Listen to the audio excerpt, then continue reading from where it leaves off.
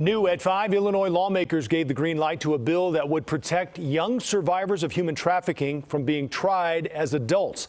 The bill also reforms criminal sentencing for all kids being tried in adult court.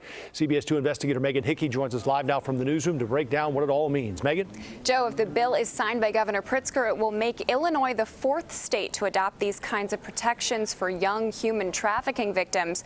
But the measure is not without controversy. We've seen a lot of national headlines of child trafficking survivors who are sentenced to very steep sentences, like including life in prison, for committing acts of self-defense against a buyer or a trafficker. The story of California woman Sarah Cruzen is one of many examples, according to Madeline Baer, policy director of the Chicago Alliance Against Sexual Exploitation.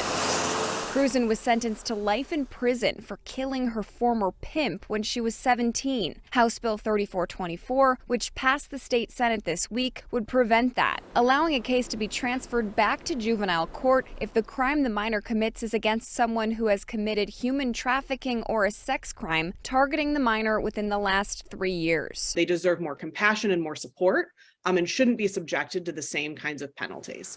The legislation is two-pronged. It also expands the number of factors judges can consider in deciding whether to issue an order to prosecute a minor as an adult for any felony offense. These factors include if the minor was in the child welfare system, is a survivor of sexual violence or similar trauma, mental health, or outside pressure from the minor's peers, family, or community. For example, that would include the sentencing of the 16-year-old who's being tried as an adult in the shooting death of Officer Ariana Preston. The CBS 2 investigators uncovered he had some involvement with DCFS. It's a big step backwards. Illinois State Senator John Curran, a Republican from Downers Grove, opposed the measure because he says it could lead to more teenage carjacking suspects being transferred to juvenile court. If we wanted to do something on sexual exploitation, this could certainly be bifurcated, but putting it all together, this bill is going to substantially impair prosecutors' ability to combat this epidemic. To which juvenile victims advocates say,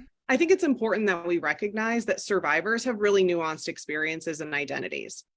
Now, Baer also pointed out that juvenile sex trafficking victims are disproportionately black and brown girls. If Governor Pritzker signs the bill, Illinois will join Virginia, New York, and Oklahoma as states with these types of guidelines on the books. In the newsroom, Megan Hickey, CBS 2 Investigators. Thank you, Megan.